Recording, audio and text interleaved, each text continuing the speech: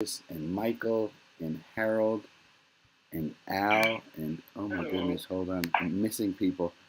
And Michael, and let me move over to the screen. I apologize. We might have some audio problems today and some video problems. I'm just going to show the screen where everyone is for 1 second, and then we will go away from that screen. Oh boy, having some technical. There's everybody. So everybody just wave, and I'm going to go away from this screen quickly. Okay. So I welcome you all who are here, all the people who are on Facebook who are watching this after the fact. I don't know if you are on Facebook. I don't know if this is broadcasting the audio. There's a little scroll here I added in. I don't know if the audio is on the stream if you're on Facebook or YouTube, but a special welcome to my friends who watch afterwards, and special welcomes to Sabrina and to Helen and to Anne, who all asked for shout outs. And good morning to all of you who are here. I wanted us to start with good morning, Kip. Good morning, Rita. Good morning, Bob. Good morning, Ellis, Chad, and Lisa. So glad to have all of you here. As you can see from my screen, I'm here in Mexico City. I have a wedding here on Sunday night, tomorrow night. It's very cool, but a little bit of technical difficulties going on. Let me start with, oh, okay, this is going to go a little slower than I thought. Okay, hold on. I want to start with this one. I'm going to get rid of that crawl because that's just annoying. On down the system, I'm sure too. Here's your problem. It looks like you're paying attention to what's going on. There's that phrase that says, oh boy. A phrase that says if you're not outraged, you're not paying attention, and I'd like to disagree with that. I'd like to say we can be paying attention. Well, maybe outraged. We can be really upset, but we needn't be in people's faces. And we had a long discussion about that last week. And if I can find the right quote here. I think it's Marvin Gaye who said what's going on. Thank you, Rob. Here's a quote that Shmuley sent. It said this. It says, I love you. You're probably thinking, you don't even know me. But if people can hate for no reason, I can love.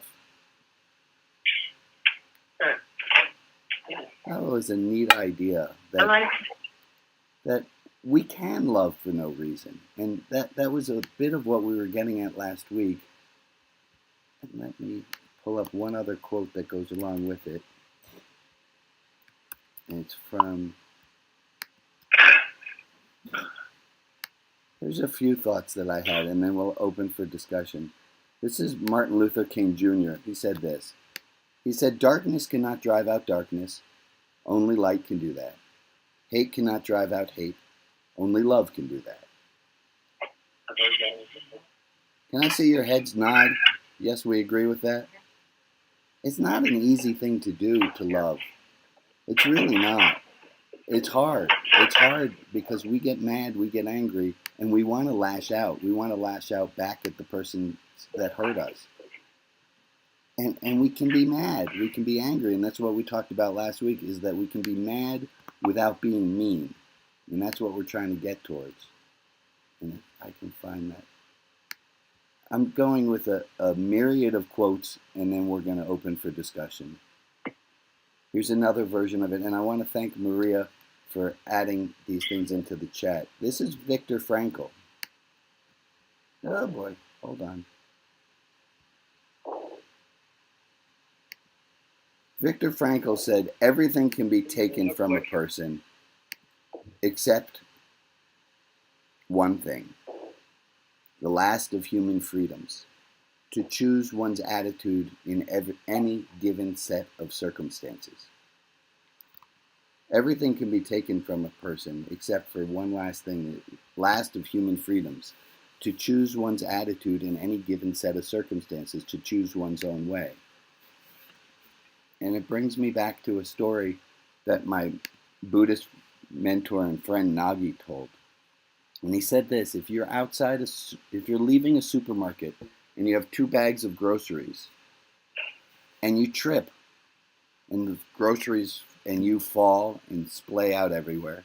He said he said, imagine two different scenarios of the same thing. One, that you trip over a seeing eye dog. And he said, second, you trip over a skateboard that a kid has left there. Can you imagine that you would have the same reaction to tripping over a skateboard and tripping over a seeing eye dog? No. Of course not. We would all have a more open understanding. We'd be more compassionate. I remember I was walking at college with my propeller beanie hat on because obviously I was wearing my propeller beanie hat. And somebody snatched my propeller beanie hat off my head as I'm walking down a slight hill. And I whipped around mad as hell, only to find that a tree branch had come down, lifted the hat off of my head. My anger instantly disappeared. What's the difference? It was very humorous. It was very humorous. What's the difference between the two? And I'm going to give us, oh wait, not that quote, not that. Hold on. And I have one more quote. Give me one more second. Here's the last one. This is a quote that my therapist said. Well, I adapted it from what my therapist and I were talking about. And if you're on Instagram, you might have seen I posted this. This is a scary time indeed. I'm not losing hope, though. Life is hard enough without hope. Without it, it's too hard. I've just added a lot of quotes in. I put a lot of things in, and I might have put in too many things at the start, but I'm a little bit thrown off not being at my usual spot and the audio being completely off today. So I thank you all for bearing with and knowing that this is a very human service. I hope so. So let's start as we have been in past and take a moment to acknowledge, before we start talking about hate and start talking about our reactions to other people's hates, let's take a moment to acknowledge where we are. And I had to look it up. I knew I was on Aztec land currently, and I think it's important that we do this as we acknowledge where we are. I'm in Mexico City right now on what is traditionally Aztec land. It's land of 3 tribes. There was a treaty between the 3 tribes before the Spaniards came up here. And I'd love to hear, if you've researched, especially if you haven't shared before, what land are you on currently? I'd love to hear from 3 or 4 people. What land are you on currently? Squamish. Thank you for sharing that. Mississauga. Thank you, Rob. Osage. Thank you for sharing that. Let's take one more. Snohomish. Snohomish. And I'll ask us all, if you haven't already, take a look.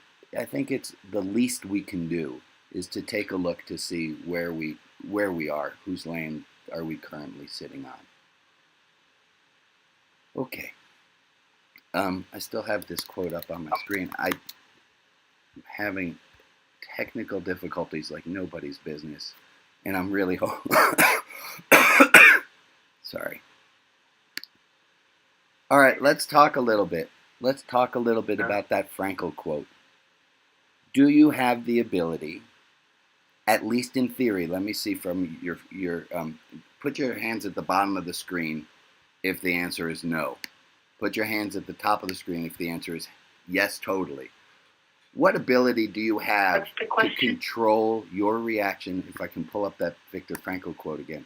What ability do you have to control your reaction to the world around you?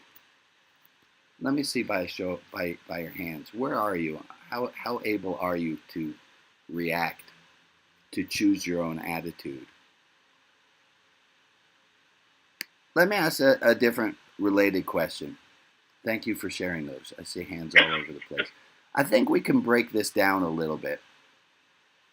Do we all agree that, let me see by your hands also where they are on the screen. Do we all agree that this is something that we could or should, or at least it is humanly possible to be able to choose our reaction?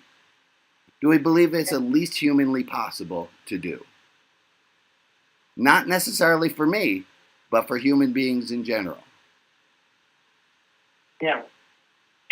And Ray, you had your hand up. Go ahead, my friend. Or were you raising a digital hand instead of the personal hand? I might have gotten confused there. Well, I raised the digital hand. Hopefully I put it back down. I'm fine. Okay. Go ahead, Jack. Way to go, Ray. You have to work at it. Yeah, this is something we have to work on. We have to work on it. It's not an easy thing to do. How? So we all know, at least in theory, that we should be able to react to a person pulling a hat off of our head, or we should be able to react to tripping over a skateboard with the same ease that we can if it was the wind that did it, or the same ease we can that if it was a seeing eye dog. What's stopping us? What's keeping? I don't have a really good answer to this. How can we practice? How can we do this a little better? Go ahead, Rob. By being aware of it. Live in the present moment. It's easy to say, but my present moment is somebody throws a punch at me, I'm gonna flinch.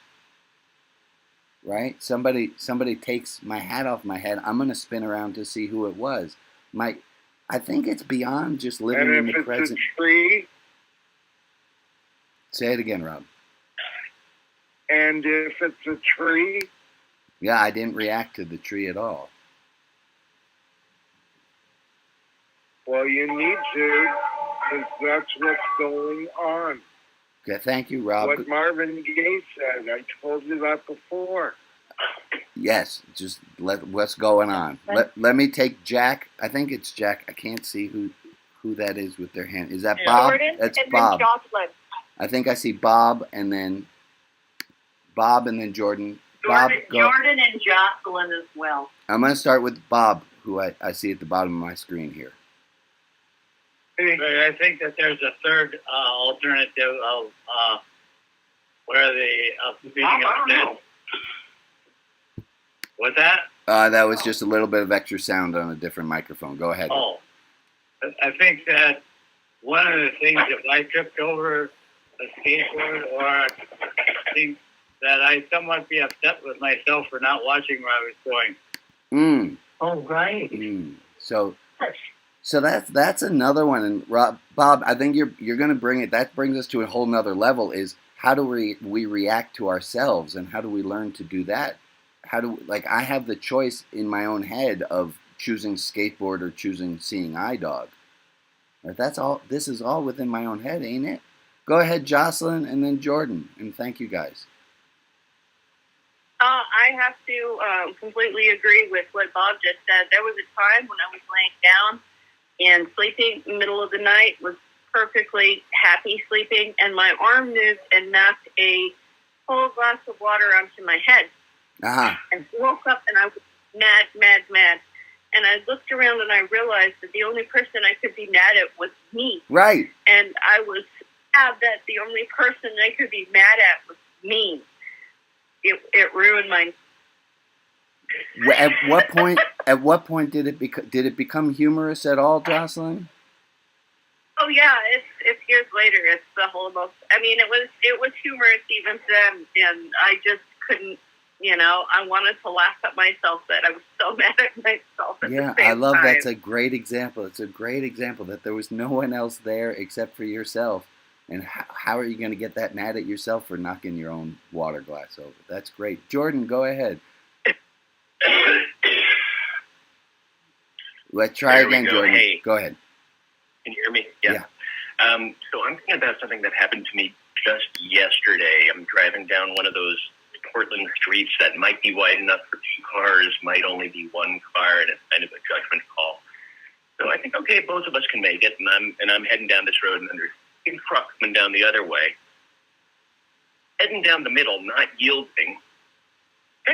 And anyway, as they pass me, they yell something ragey at me, and I didn't hear it, of course, but I got so, I reacted. I felt, irate, attacked. I was attacked, but rationally, I knew I didn't do anything wrong. I wasn't aggressive. I made a call, and I didn't do anything wrong. But still, I had this autonomic nervous system reaction, right? So I could try to reason myself out of that feeling, thinking I did nothing wrong. But I had a very hard time calming myself down and saying, "It's okay. I'm not mad. I'm okay." Is there any way to imagine? I guess that's my message. Is that sometimes you can try to control your reaction, but there's a subconscious autonomic nervous system component to all of this too that might be hard to miss. Yeah. Jordan, is there any way to imagine at all that the person in the car? You're muted. Ryan, you're muted. Okay. Is there any way to imagine? Is there any way we can imagine, a backstory for the person in the other car that would give us the space? I'm not saying that it's an easy task to do, but can anyone imagine, Jordan, can you imagine any scenario in which you can say, wow, they were having a really hard day, or they were having this person, is there any way to imagine something about them that softens it on you? I tried. I think I got there. I tried that. I mean, it's like, maybe just somebody who's young and inexperienced and just full of piss and vinegar, and they'll mellow out eventually. It's a very hard game to play, and I agree with you. We have an automatic response to it. We have an automatic response, and then maybe that's the game, is training ourselves more and more to soften their reaction afterwards until we can start just having someone flip us off and go, oh, hi. Jane does that. Jane just waves and blows kisses to people who are mad at her in the car. Go ahead, Michael, and then Jeff. I have a long ways to go before I can be as smooth as Viktor Frankl, but I find it discouraging. This past week, I went off on somebody. I lost my temper completely, and in public, told them to F off, and just went nuts. Everybody's like, "That's so unlike you," and it kind of is. But then again, I did it, right? So it's in there somewhere. So it's in there, and we could go into the whole. We have the dark and the light inside of us kind of stuff. But I think it just takes more practice, continual practice. Yeah, and sublimating. Right, that's a big word, but sublimating and pushing our anger down when we actually have anger and we just bullshit ourselves that no, it's okay, no, it's okay, no, it's okay, and you just keep tamping that shit down until you wind up not acting like yourself and throwing your sugar bowl across. That's exactly what it was. Yeah, that's exactly what it was. It was an ultra right, conservative kind of person, and she just represents that whole fear of that whole, thing. That's what I think it is the fear of that, the ultra right. Yeah. That's scary. It's scary. Go ahead, Jeff. Thank you so much, Michael. Well, you're talking about the difference between the personal and the interpersonal. Help me understand. When the tree took your hat... Yeah. Well, I'll try to explain. When the tree took your hat, it was just you. It was a tree. Oh, this was me. I obviously walked under the tree, so, and the branch grabbed it.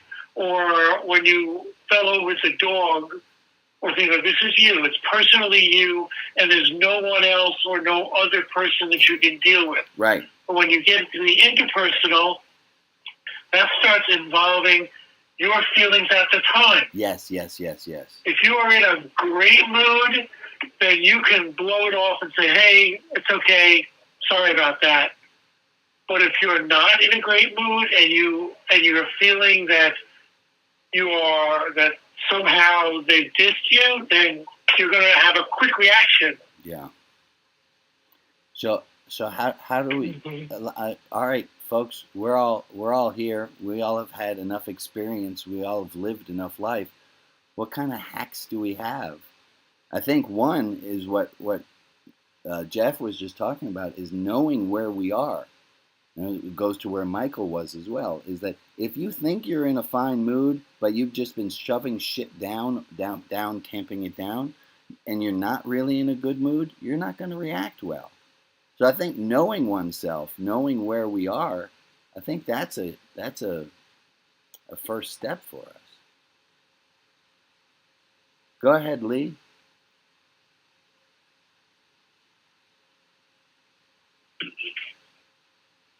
I think you're talking neurotypical, and I'm not. Yeah. So most of the time, I put it in the comments. My wrestling bitch face stays. So on Wednesday, I had a good example where I'm doing a presentation that had to do with some fairly sensitive material with my. Please don't spotlight me. Yeah, so, I'm sorry about that. We're going to try to just sit to gallery mood. Sorry about that. Who's listening doesn't help. Anyway, Wednesday I was in a space where there were a lot of right-wing people, and I had to deal with some fairly sensitive material at work, and I was challenged again and again and again. But my reaction was one of puzzlement and just saying, well, why do you think that way? Or can you give me examples or whatever? And they just, not really, because I wasn't reading the room right. I wasn't reading the room right. So, and I don't know how to read rooms, people. Yeah. So in my line of work, I usually don't have to, but in some instances where I do, it either goes extremely well because I go outside of my comfort zone to make sure everybody else is comfortable in the situation except me. But most of the time, I just get very burnt out. Yeah. And I need an interpreter with me who can read the room much better than I do. Thank you, Lee. Thank you, Lee, for pointing that out. Yeah, and I am speaking from a neurotypical POV. That's where my head is. And I grew up with a father who he didn't always understand what was going on with other people's emotions, and he could misread the room hard, and it taught me a lot about patience. Taught me a lot about patience, because what he saw was what he saw, and it didn't always have to do with the same reality that I was seeing or what the other person was seeing. I remember him almost getting into a fight with a woman at a street fair because he thought that the two of them were joking, and she was not joking. And yeah, brains are definitely different. Go ahead, Aaron.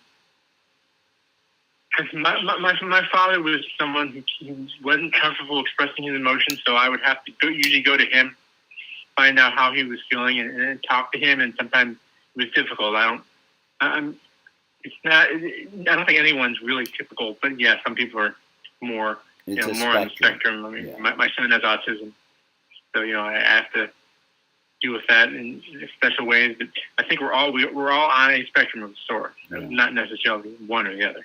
It reminds me, this whole talk reminds me, you guys remember the one we did about blowing your nose into a tissue? Remember that one? No, thank you. Yeah, thank you, Rob, was that if someone blows their nose into a tissue and hands you the tissue, we all know to say, no, thank you. I don't want that dirty tissue.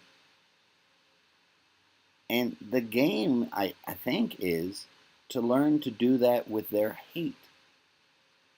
To learn to do that when they say, you're a fucking asshole. And to be able to just say, no, thank you. And for us, let's or admit it. but to not, and it this all relates back to what Jordan was saying about it being our automatic response. Our automatic response is to go back with heat. Let's go with Al and then Finn. Yeah, I just wanted to add that there are times, though, when that automatic response is based in something. Mm-hmm. When there's a real threat or something that demands a reaction. Sometimes when people come at me with hate, there's a real threat involved. Yeah. It's hard to what you're saying. It's hard to not react.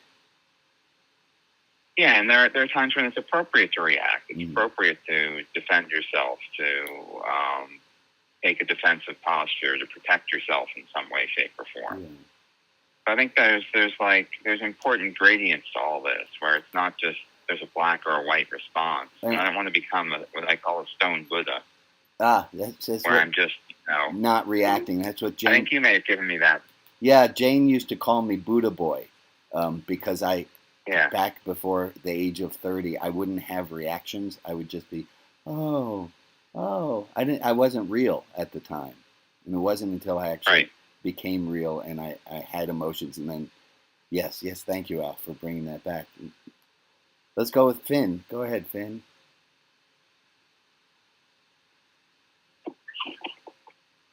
I thought the tree example was really good because you had nothing to do with it. You're just in that space at that time. I think a lot of the situations we come across with people acting in ways that might feel harmful to us are kind of like that too, where they're experiencing their own emotions and we just pass by. Yeah. And so I made that realization just even walking around in my own house. It felt not necessarily safer, but it just felt more friendly because I was thinking, there are other people having their own tough times and I'm just walking through that. Yeah. It has nothing to do with me. There was a meme that went around a long time ago called the garbage truck theory, which was that every so often a garbage truck has to dump everything that's been loaded into it.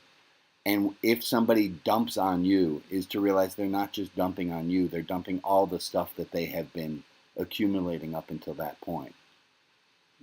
Garbage truck theory. Kip, go ahead, my friend. Yeah, good morning. So coming back to the quote, I think what you're talking about here is the ability to choose your reaction, not necessarily not having it, not expressing it. Yes. And for me, the ability to choose my reaction, not just be reactive, starts with me being very kind to myself in every little instance that I get annoyed with myself, and to give myself the space to have the emotions that I have. Can I ask a question? Because if I don't... Yeah. You're saying that if I don't do that, then I've got a garbage truck that's going to dump on the next person that comes along. Wow. So that's an idea. How do we feel about that? That if we're not kind to ourselves over all of the little picayune things, that those all will build up in ourselves and we'll have a higher likelihood of reacting and not being able to choose our reaction when somebody dumps on us. Am I catching what you're saying, Kip? That's what I was saying, yes. So that's awful. So that brings it back to being kind to ourselves and forgiving ourselves our own transgressions. It's fantastic because I kind of wanted to go there, but I do want to get back to that. But let's take a moment for our I am, our interstitials. I can't remember them right now. Joe, do you Intentions, memorials, intercessions, meditation. Would you lead us for that minute, please, Joe? Sure. This week, Frankie D., Kathleen, Eileen, Eloise, Athena, Adam, Evelyn, Jack A., Betty A., Alex, Diane, Francis, Maria, Carol, Michael, Leanne, Lauren B., Lauren L., Mary H., Christine M., Kip, Marilyn G., Amy, Betsy M., Rita S., April, Emily, and Peggy B. Thank you for reading those. Let's take a minute starting right now.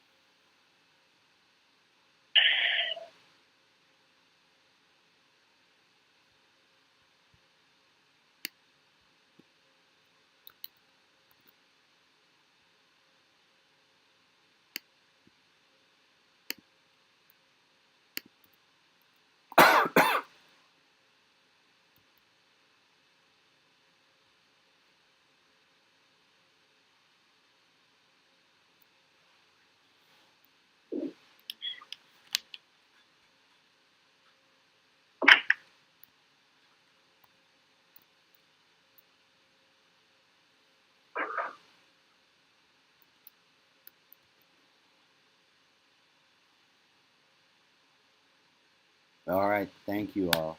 I want us to look for a moment at these numbers. We did this a long time ago, and I'm going to do a review on it. It links in with what Kit was just saying. The numbers 1 through 5, you all are familiar with the numbers. Yay. These are stages of learning. This is from Lev Vygotsky. It's called the zone of proximal development, and all educators know this, use it. And I want us to see how it works. So level 1 is where you can't do something at all. Level 5 is where you can do it perfectly. You don't even have to think about it. I usually use the example of driving. For most of us who drive, we don't have to think about driving. You just do it. There's no thought involved. And then there are these stages in between.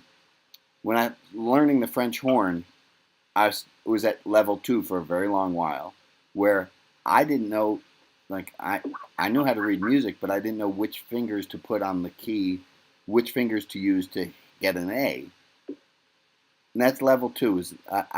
My teacher had to point to the fingers. Can't do it at all. Can do it with a lot of help. Can't do it at all. Need to do it with a lot of help. Level 3 is where the teacher says, come on, Brian, remember D and A are related. So what does that mean the fingers for the A are? Oh, okay, I got it. Yeah, okay. I'm getting a hint from the outside. Level 4 is where I'm practicing on my own later, and I can go, oh, I remember. An A and a D are the same fingering at that range. Okay, cool. Okay, that self-hints. And then finally 5 is you do it by yourself perfectly fine.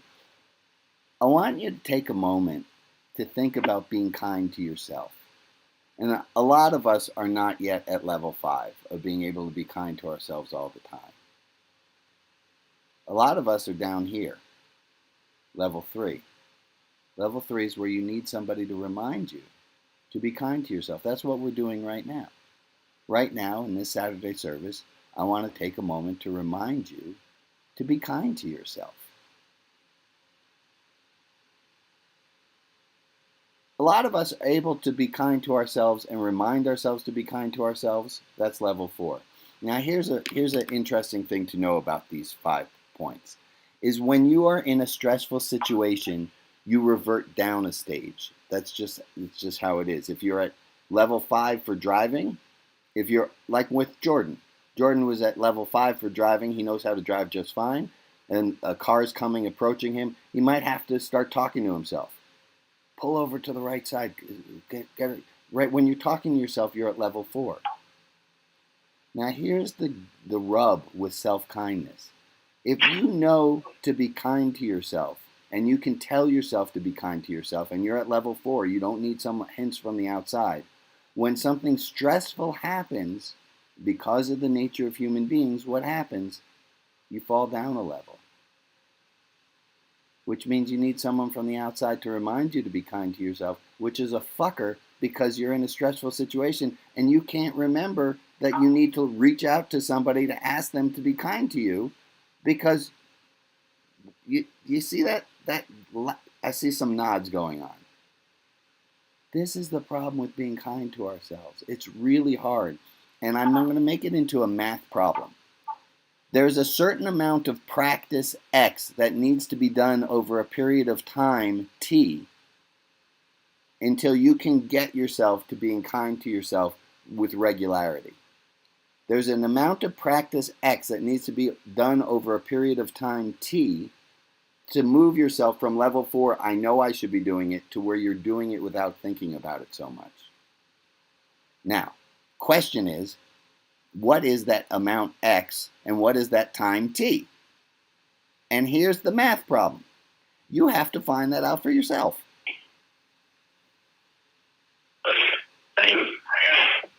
I was really proud of having thought of that. Thank you very much. Practice. There's a quote. There's some information in the chat that's interesting, completely in a different way, same subject. I think it is our human right to show emotion if we get angry or annoyed or frustrated. I mean, to conceal my feelings is kind of lying and won't give the other person any chance to understand what happened and maybe learn something. Our relationship will deepen if I am truly showing my feelings. Amen. Amen. Let's be kind to ourselves. We're going to pivot here, and I'm going to bring us to a quote from St. Augustine, who, if you know me well, know I have some definite issues with this man, but he's got this great quote. Can't argue with him for this. St. Augustine said, "Hope," we're switching over to hope now. "Hope has two beautiful daughters. Their names are anger and courage. Anger at the way things are, and courage to see that they do not remain as they are." Hope has two beautiful daughters, right? I was talking us about being hopeful, having hope. Hope has two beautiful daughters, anger and courage. Anger at the way things are. So if I ask you to have hope, and you respond, "The world is really horrible right now, and I'm really mad about the way things are," yes, that's a component of having hope. Is hope has two children, anger and courage. Anger at the way things are, and courage to see that they need not remain as they are. That's a beautiful quote. As two children, anger and courage. Anger at the way things are, and courage to see that they need not remain as they are.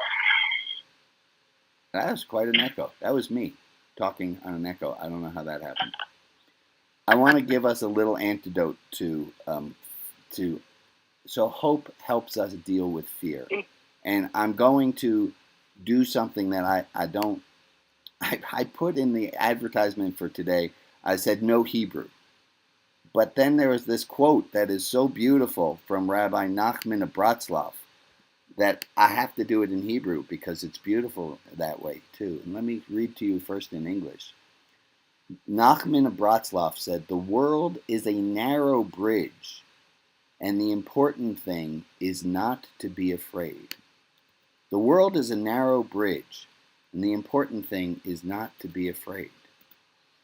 It's not exactly his words. His verbs were a little bit different. It's not that the thing is not to be afraid. It's that the thing is to not add to the fear. And it's a subtle difference, but I think it's important. And if you look on the internet, you'll see this quote many times, and it says, "The world is a narrow bridge. The important thing is have no fear." And I think that's horrible. That's a great idea, but it's horrible that the world is a narrow bridge. The important thing is to have no fear. We're going to have fear. Of course we're going to have fear. Life is scary. So the important thing is not to add to the fear.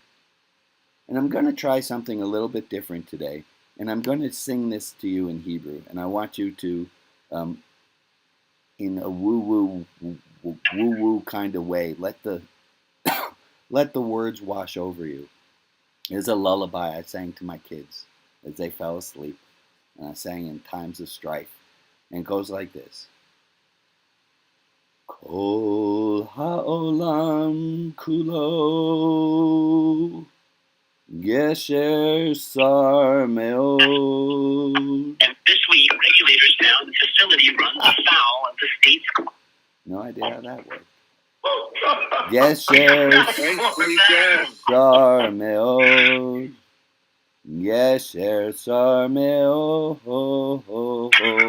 Kol ha'olam kulo Gesher sar me'od.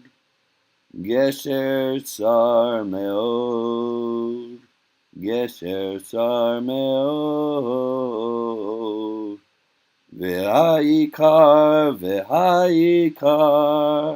lo lefachek klal. Ve'ha'ikar lo lefachek klal. Yai dai dai dai, yai dai dai, yai dai dai dai, yai dai dai dai dai dai, yai dai dai dai, yai dai dai, yai dai dai dai dai dai. All the world's a narrow bridge. All the world's a narrow bridge, my love. All the world's a narrow bridge. All the world's a narrow bridge. What's importance? Not to add fear. What's importance? Not to add fear, my love. What's importance? Not to add fear. What's importance? Not to add fear. Yai, die, die, die, yai, die, die. Yai, die, die, die, yai, die, die, die, die, die, yai, die, die, die, yai, die, die, yai, die, die, die, die, die, die. Thank you. Thank you. Yeah. Thank you. Lovely. It's true, isn't it? The world is a really scary place. And it's so important for us not to add any more fear to it. Amen. Can I get an amen? Amen. Amen. Amen. Amen. Here was the quote as my therapist said it. Let me find. Hold on. This is what my therapist said that I adapted. There are a lot of things that are scary right now, and it's okay to be scared. There are a lot of things that are scary right now, and it's okay to be scared. Here's your problem. It looks like you're paying attention to what's going on. There are a lot of things that are really scary right now, and it's okay to be scared. I don't know when we got learned out of being afraid and we were told, I don't know if we were told or we just learned that we're not supposed to be scared as adults. Or if we're scared, we're not supposed to tell other people we are. That's a hell of bullshit there. Life is really scary. And it's really, fear is up right now. Fear is really up on top of the charts. And I'm going to tell us all, it's okay for us to be scared. We don't have to live in some Pollyanna universe where there is no fear.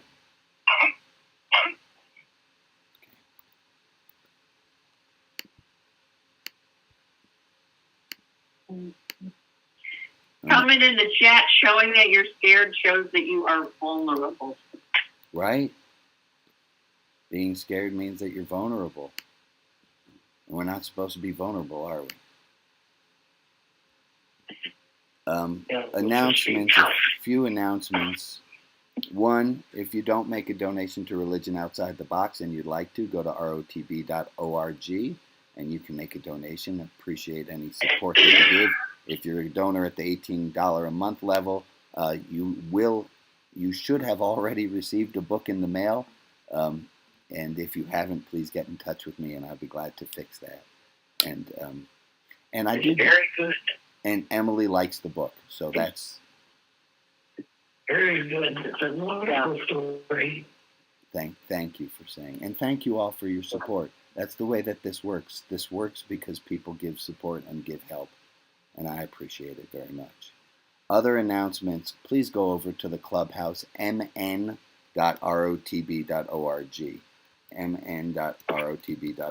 We're still trying to figure out a little bit about how to get the Clubhouse threads to work. It gets a little gumbled up, but we're playing with it. And we have a new featured person coming up coming up Thursday, so watch out there for that.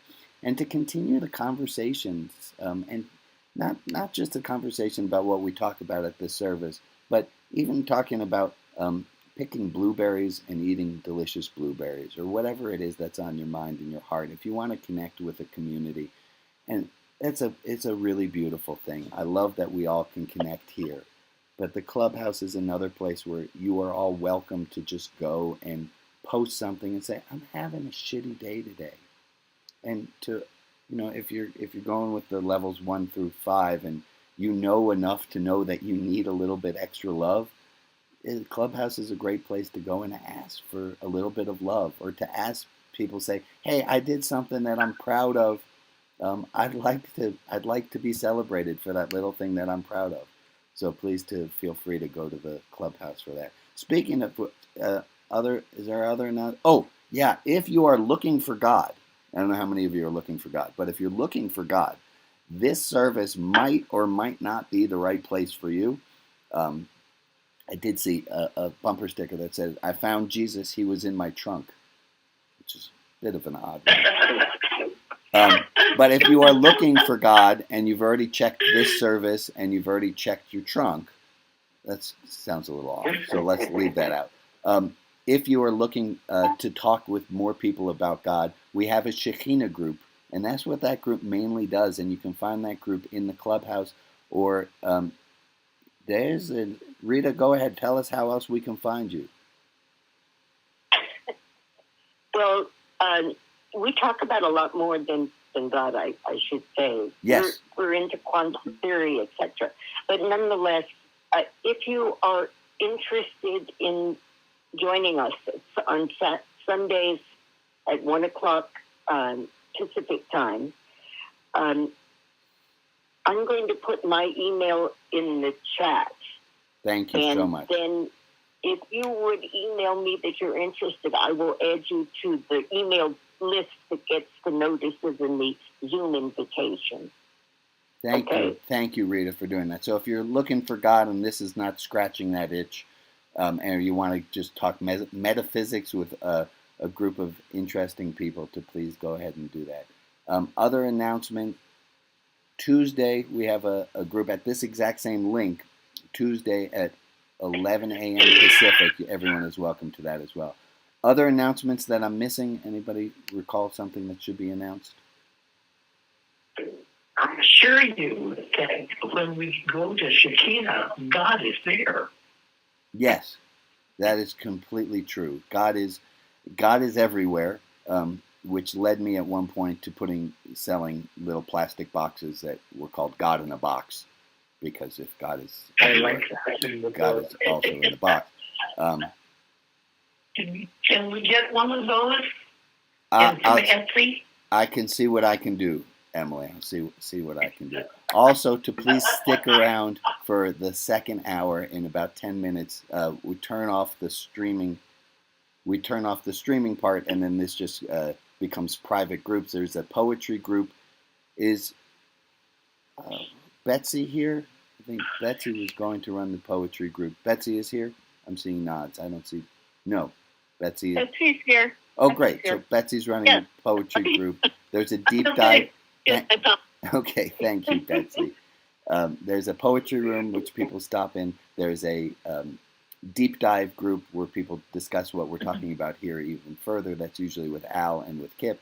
And there's Donuts, which is with Joe and Maria. And if you've never hung around for a second hour, I encourage you to please stop around in any one of those groups.